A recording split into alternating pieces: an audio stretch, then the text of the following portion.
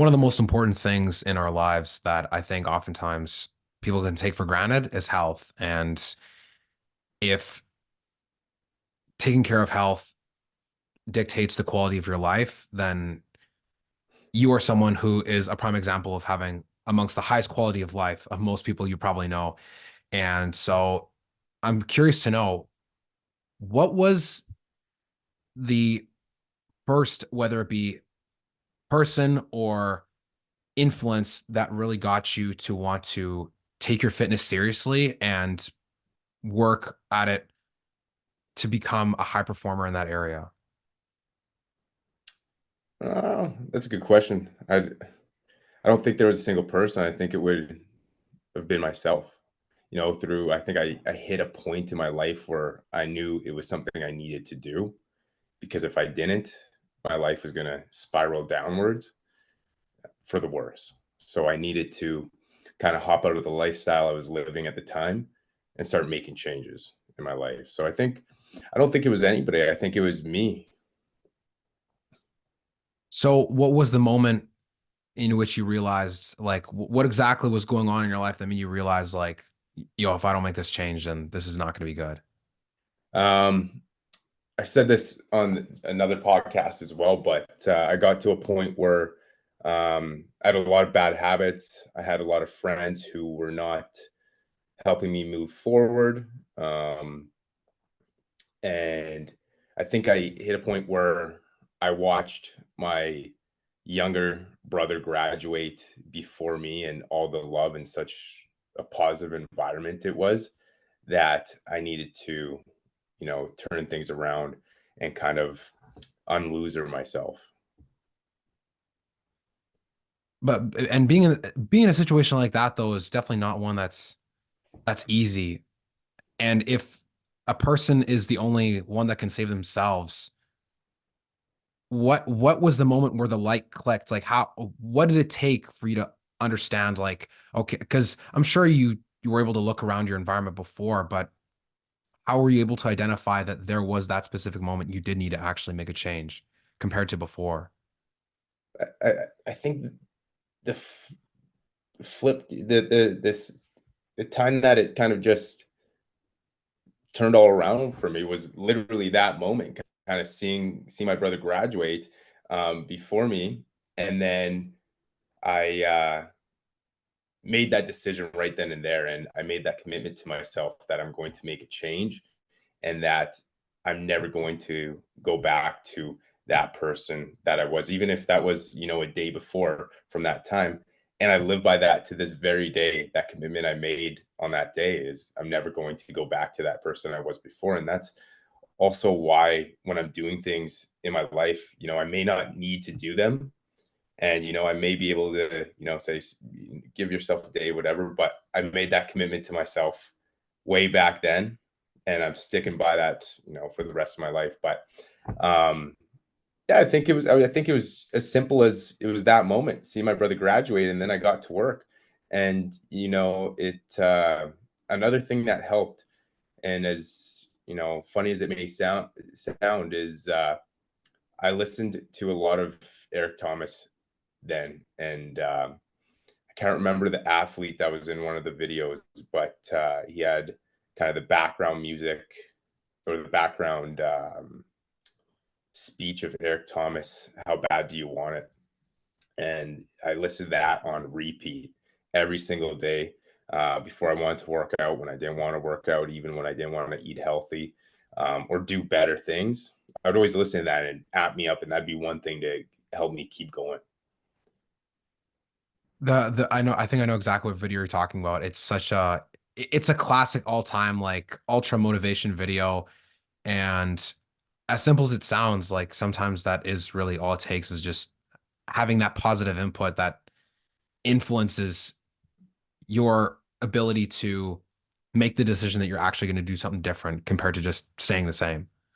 100%. Yeah.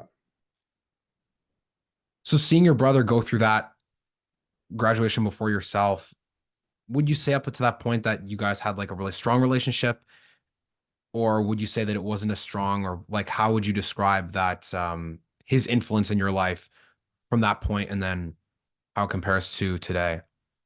Oh yeah. So like me and my brother, we grew up like side by side our whole life, and even to this point, we're extremely close. Um, and there was one point in my life where I was kicked out of my mom's house, so I moved away, lived with my dad for a little bit. And that was the farthest apart we've really been in our lives. But we were always still in contact, super close. So seeing that happen kind of it hurt. It kind of took a little bit of a toll on me, but I was happy for him. But it more so made me realize like you need to step it up. But my relationship with my brother, yeah, I mean, we've been super close. I've always had his back, and yeah, it was kind of us two as the boys. Our mom was a single mom too, so we all kind of stuck close and had each other's back. So what would you say have been some of the things that you've learned about yourself along this journey over the last while, going from wanting to focus more on your fitness to actually building a successful business that's helped impact a lot of people's lives positively? You could do whatever you put your mind to, and it's as simple as it may sound, as a cliche as it may sound, it's true. And I think a big problem is that we've kind of, through media, through parents, through teachings, whatever, we've kind of learned these things, and almost stuck to one way or one direction of things, and kind of haven't been able to get outside the box. But when I've been able to get outside the box and understand that, when you put your mind to something and you understand that there's more ways of doing something, and that failing is a part of the process, you can truly do whatever you want to. And the thing is, there's always going to be people with their opinions. It may sound like hate, maybe it is hate or haters, um, but you got to move past that, because those are always going to come. And the truth is, the better you're doing, the more of those you're going to get. Yeah, I think as that saying goes, somebody is never going to criticize you if they're ahead of you. It's usually people who are coming from behind. That's exactly, exactly. So, where did the concept for coming up with Train Fit Motive and starting your own business originate? So it was originally, I started a clothing brand with a few friends, and we quickly came to realize that clothing is a very extremely business that I don't think I was willing, nor were the people I was involved with the business with, were willing to proceed with. So we stopped with the fitness brand, took a little break, and then eventually I slowly began working with somebody else for fitness coaching. Realized working with that person wasn't for me. They weren't as driven as for me. They didn't want it as bad as me, and they didn't want to ultimately impact lives as much as I thought it was all about. Um, so while I was working another job, I began health and fitness coaching for myself, and then kind of brought back that name FitMotive from the clothing brand. Asked the guys if it was okay to dissolve that company, and then take FitMotive and make it my own and put it into this. So that was, I believe, that was 2016 when that officiated. And what were some of the biggest lessons you learned about being an entrepreneur in the first year of running Train Fit Motive when it came to actually having a coaching service compared to when you were selling clothing? I would say one of the first ones. It's hard to say because there's so many, and I think for me, it was having the other working for the other company while I was kind of building this. And at the time, I was working on it so much. I would be working on stuff and communicating with clients while I was at the other job, and it got to a point where I got fired from that job because I was focused so much on this, when I've never been fired in my life. So it kind of threw me off a little bit too. But at the end of the day, I feel like it was meant to be, because when I got fired, I could barely get by at that point. I barely had enough clients to work with. Um, so I was doing like snow removal and some odd jobs and stuff, but I decided I'm never going to work for somebody again at that point too. So I didn't go um, work for another company for snow removal. I would do post ads and stuff like that to do it for myself.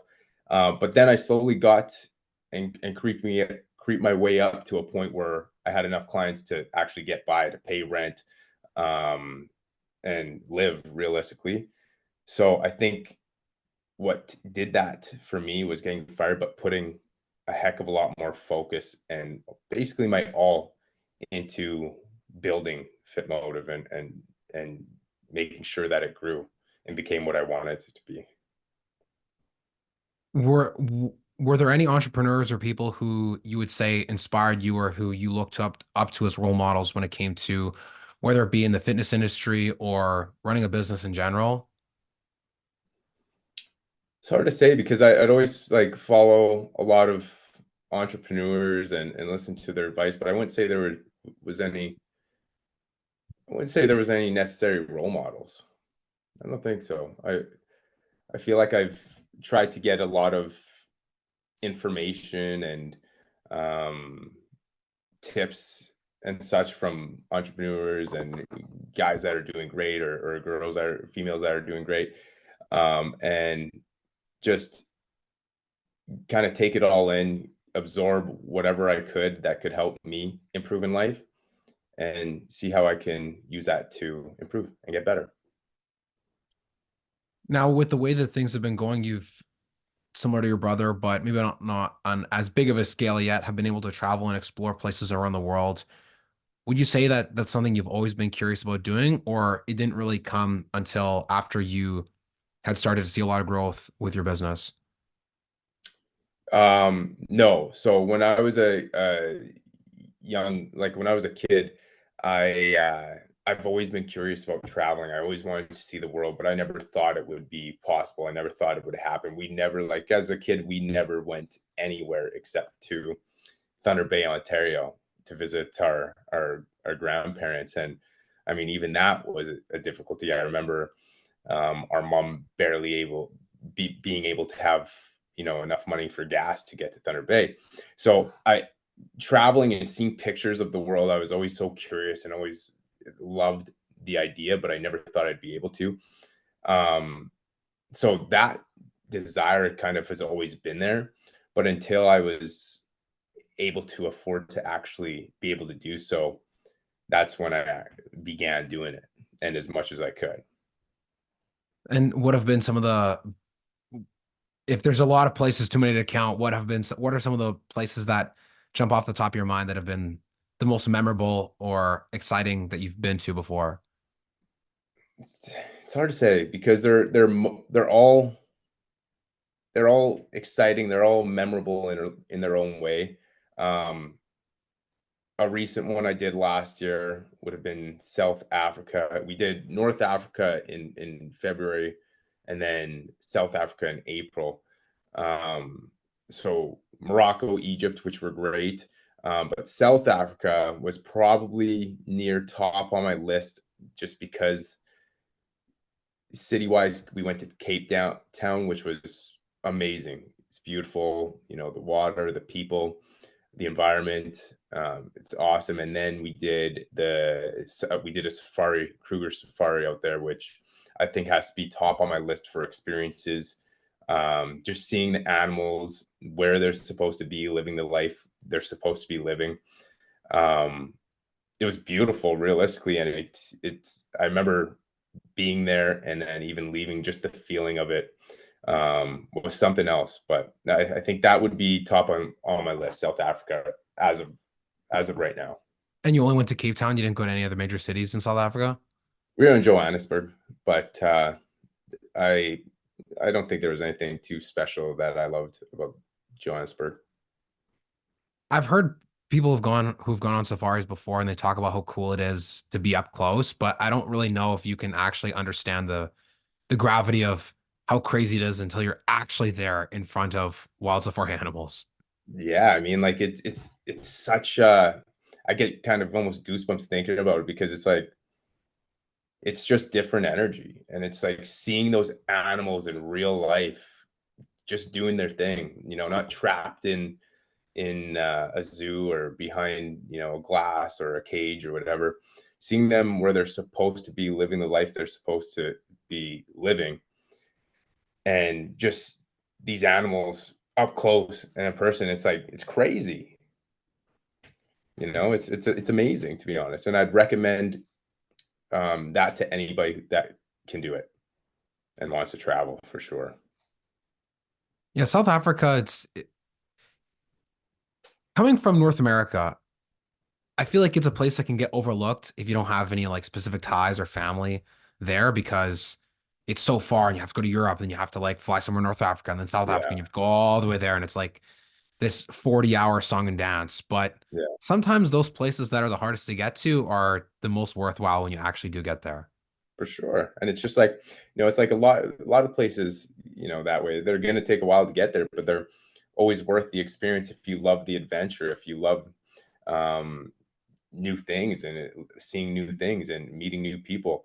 I mean, that was probably one of the longest direct flights. I mean, that one was 16 hours for one of the flights, 16 and a half hours. So that was a long flight. And where did that was to Cape Town and where did it originate? That was from Newark to Johannesburg, I want to say. I can't remember. Wow. I can't remember. Maybe Washington to Johannesburg. But yeah, no, it was a 16 and a half hour flight, I believe. I've actually I think I know what route you're talking about. Somewhere I think it's Newark or somewhere in New York that can go straight to Johannesburg like Yeah. nonstop. And the only flights in the world that are longer than that, I think, is Singapore, or the longest one in the world is Singapore to New York, and that's 19, I Yeah. And think. I was in Singapore. I did a flight from Singapore. I don't know where in the States that was, just in November. I don't know if Maybe it was that LA long. or San Fran, because I Might, think yeah, it's maybe a little bit farther. Yeah. yeah, because those like that route, the Singapore to New York one goes over the North Pole. Like Yeah, that's like it's so crazy to me to think about how long you can spend in an airplane in one shot just to get to a place. I know. I It's mean, on it, crazy. it's like once you get there though, like I felt the same way when I went to Fiji last year and we flew directly from Vancouver to Nandi, like the main city you fly to in the west side of the country. It was 12 hours overnight. And when we got there, it was like 6 in the morning. I literally felt like we landed in Jurassic Park. It was like being in another planet when I know, you're that's really how it is. like, you know? Really how it is. But at least those flights too, if you're flying overnight and at least arrive in like the morning or at least during the day while you're in the new destination, at least like you get some good sleep, or at least can try it. Hopefully there's no crying babies or anything like that on the plane, but had a lot of those, to be honest. But Well, so you said you went to Singapore. How much time did you spend there?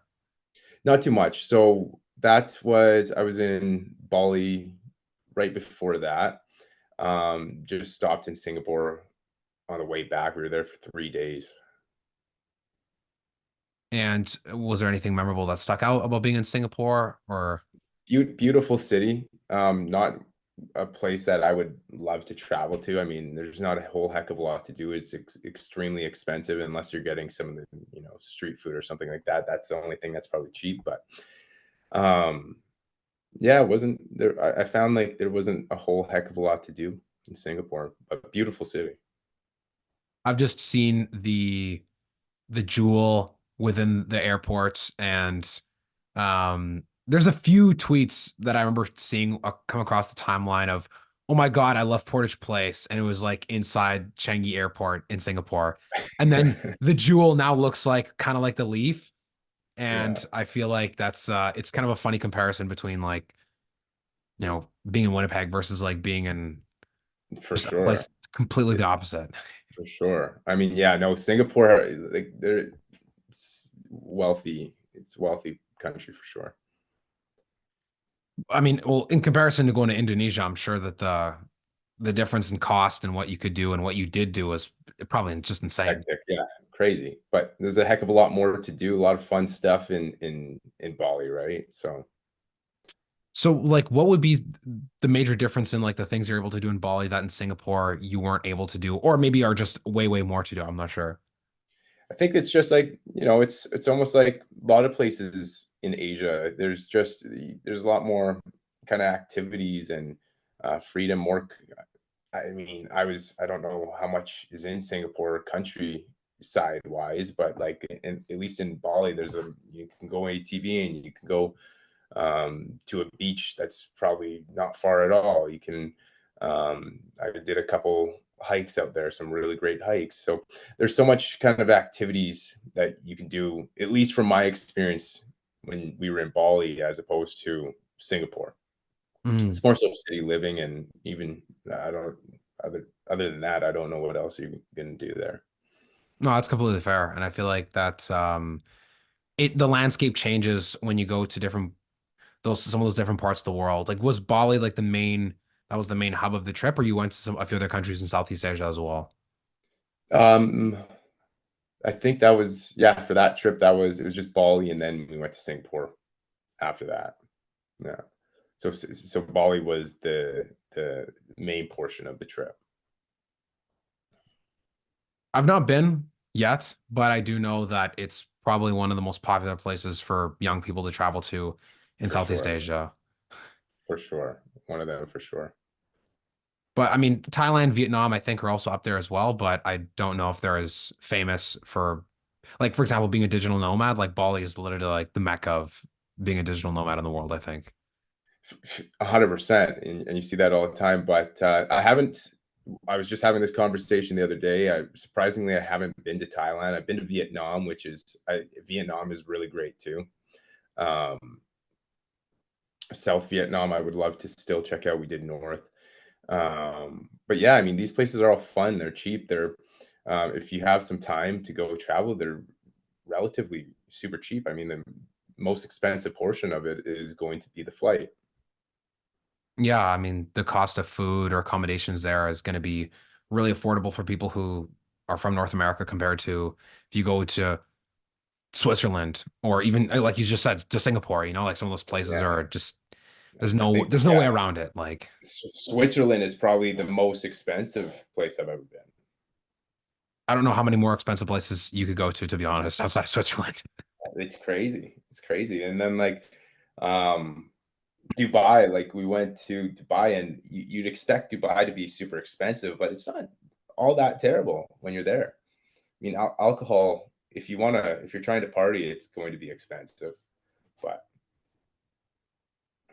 Yeah, I mean, the thing I've heard about going to Dubai or anywhere in the United Arab Emirates is that however much money you want to spend, you can spend. If you want to spend tens or hundreds of thousands of dollars, there's avenues for that. If you want to be 100%, yeah. budget friendly, there's also avenues for that. It's very Yeah. it's a wide range. Yeah. No, for sure. That's it. That's exactly it. If you want to spend money, you're going to spend money. If you don't want to, then I mean, it won't be all that bad. What are some of the places you haven't been to yet that you're looking forward to going to the most next? Um, I really want to check out Kenya and Tanzania, Uganda. Um, I want to One place in Europe I still haven't been is Italy. I don't know how I haven't been there yet, but I really want to check out Italy. And then two other spots on the list are Antarctica. Found out my brother booked Antarctica, so I probably can't make the dates he wants to go, but Antarctica is one of them, and North Korea. You're speaking my language. North Korea, yeah, I really want to go to North Korea. I think one of the best things about traveling, at least in my own experience, is when you go to places that people either don't know exist or people tell you don't go there, it's extremely dangerous, you're going to die or something bad's going to happen. And then you go there and then obviously it doesn't happen and you come back and live to tell the Yeah, tale and people are like, how the hell did you go there? And I think the aura of those stories told firsthand is are life changing. Like, that's the thing too, and for when I say I want to go to North Korea to a lot of friends or whoever, I get a reaction. Whoa, North Korea. But and don't get me wrong, I mean, there's a lot of things that go on there, even that we don't know about, never mind that we do know about. But it's usually never exactly what, you hear on the media, or what they're saying or how crazy it is. I mean, I've had friends that have multiple friends that have gone to North Korea. Yeah, they've said there's, it's crazy. It's kind of like, it's totally different, but the people are super nice, and it was worth the experience. And that's the other thing too, is not all travel, especially if you enjoy traveling. And it's just like life. Not all travel is going to be really great. Some travel is just going to be eye opening, and it might not be so great. And that's part of the journey. That's part of the adventure. 100%. And even when you bring up the example of like North Korea in particular, like that's obviously one of those famous examples that people know who have ever seen anything in Western media. But there's several places that exist around the world with a similar kind of lifestyle for most citizens that not as many people know about. And I think that the more we're able to discover and have our eyes opened to the way that those people live life is only going to be beneficial for not only our perspective, but just questioning what it is that we do back home. Cause I know that, um, for example, like on within Central Asia, like a lot of people have heard of the stand countries. And I didn't know until within the last 2 years or maybe 3 years that Turkmenistan is basically the North Korea of Central Asia. And it wasn't something I knew before because not many people talked about it. I Yeah, always knew it was a country, but for then as sure. soon as I started to hear like it's illegal to have a car that's not white or silver, or if your car's dirty, you'll get fined or thrown in jail, or dogs are not allowed, or neither are video games, and the days of the week are named after the presidents and Yeah, family members and all these things. You're like, what? Like, but again, it just the more you expose yourself to other things in the world, then the more perspective it gives you on your own life, I think. Like, 1,000%. Yeah, I think that's why travel is so important to me too. And one thing I said, since I was a kid, I don't want to die without knowing how the rest of this huge world works, and how they live. I yeah. think I think that's super important for me.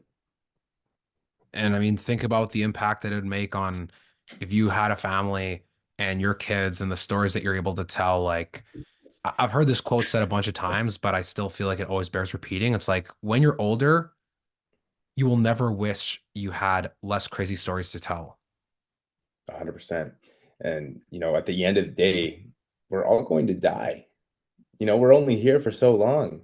And it's something that kind of helps drive a lot of the decisions in my life, is like, um if I'm on my deathbed tomorrow, am I going to regret that I didn't do this?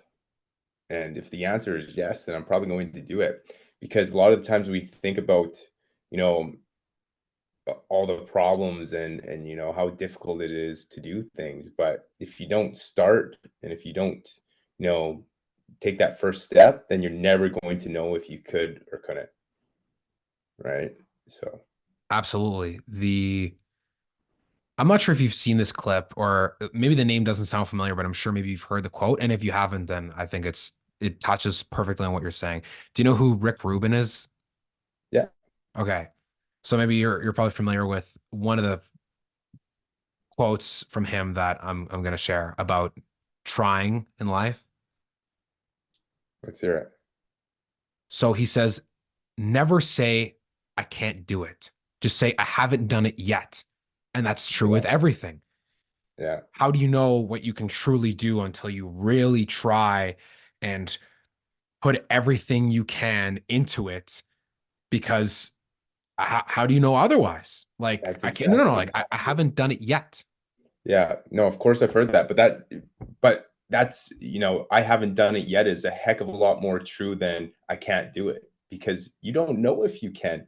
And chances are, if you start and you don't focus on being perfect, and you just focus on that step forward and being a little bit better, you're going to be able to do it.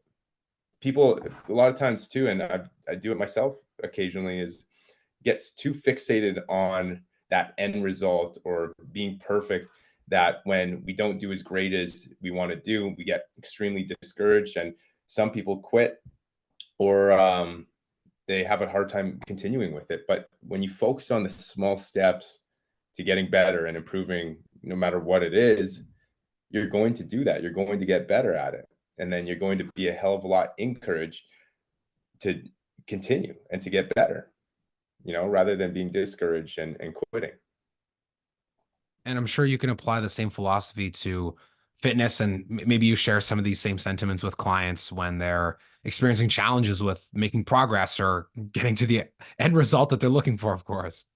100%. Absolutely. And, obviously working with each individual is different, but at the end of the day, we all have challenges, we all have struggles. And a lot of us think alike when it comes to, the goals. We may have different goals in different situations, but it's usually always similar thoughts when it comes to reaching our goals. So when it comes to your individual fitness in particular, how would you say that what would you say have been some of the things you've done to like elevate your level of fitness overall, whether it be like mentally or physically? Because again, like I feel like once people get that first dopamine hit of like working out and seeing results, then it's like, okay, well, am I just going to rinse and repeat this thing forever? Or how do I find ways to reinvigorate my sense of enjoyment and drive with fitness? Yeah, I think it's simple, and people over complicate it. I mean, you have to have a goal. You have to have a target that you want to push towards. You can just, kind of be on cruise control and do what you're doing. But if you want to improve, if you want to get better, you got to have a target in your head to work towards. If you don't have anything to work towards, what are you working towards? What are you challenging yourself to improve? When you have that target, in the front of your mind, you're trying to challenge yourself. You're trying to push yourself to get better, right? So I think it's super important, at least for me, to have, a goal in mind and a target in mind. It doesn't have to be crazy, but at least something to challenge myself and work towards. And I think a big problem for a lot of people too is when they achieve something, they over celebrate. They take too long, and they're, whether it's health and fitness, whether it's, business, whether it's whatever in life. Um, when they get that win, they focus too much on it and they kind of let loose. But take a second, acknowledge the win, but keep pushing and keep striding forward. And then same thing if you lose, like, or if you fail, you get too hooked on failing or losing, that you kind of um waste too much time dwelling on that, when you could get right back up, learn from your failure, and keep pushing forward. I mean, failure is every everyone who achieves something knows that failing's a part of success. And when you fail, you can either learn or you can quit. And when you learn and you keep moving forward, good things happen. You only become that much more experienced. Absolutely. And I think that's one of the hardest things with fitness for people who just get started is they'll look at it initially as like a 30-day challenge, and you realize, oh, I got the rest of my life to go. So I can't just try That's the thing, to yeah. sprint, you know?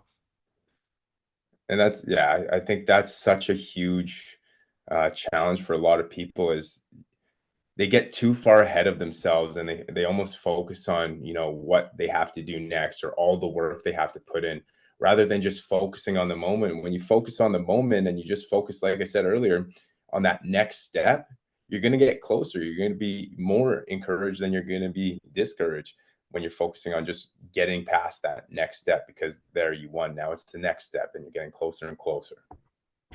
Yeah, it's classic cliche Lao Tzu quote, journey of 1,000 miles begins with a single step, but how else would it start? And how else would you get 1,000 miles if you didn't just take one step at a time? And that's the thing. And that is the thing, is you just have to focus on that first step and then the next one after that. If you were to give advice to somebody who was in their early 20s, let's say even yourself, like 10 years ago, what advice would you give if if this person was feeling uncertain about how to navigate forward in life? not wanting to stick on a conventional path of just working for somebody else, but instead wanted to do something truly great, but didn't know exactly how to go about that. What advice did you give to that person? Find something that you truly love doing and that you believe that you can help people, do and improve in life, and that you actually enjoy helping people do. Or if you've had a challenge or an obstacle in your life that you've overcome and it's truly changed your life, if you can help somebody else do that, because chances are you're going to do well with that. Or hey, maybe it's something that you just love doing, and you can see yourself doing well with helping other people in life. Do it, pursue it. But yeah, I mean, that's how it was for me. Is it all started with um, working extremely hard and making a decision to change my life, and I've used that to help other people change their life. Amen, man. I couldn't have said it better myself. It's just when you can solve a problem in your own life, then that means that you can help somebody else solve a similar problem if they're going through That's something it. that you've been through. That's it, man. If you can enjoy doing it, then that's all the better. Life's like that's what life's about. That's ultimately what business is about: problem solving, helping people, create solutions. Shane, it's been amazing being able to chat with you, man. I really appreciate the time you've given to share wisdom and insight about the things you've learned on your entrepreneurship journey, talking as well about traveling and the places that you've had the pleasure of exploring and want to go next. And I'm excited to continue to follow along with many of the great things you're doing and also encourage the listener to go and check out all your content on Instagram, whether it be your own page or Train Fit Motive, because I think that it could be really beneficial for any person to be able to learn more about how to improve their life through health and fitness. Amazing, and you know what? I love what you're doing, and I love your passion with it. And thank you for having me.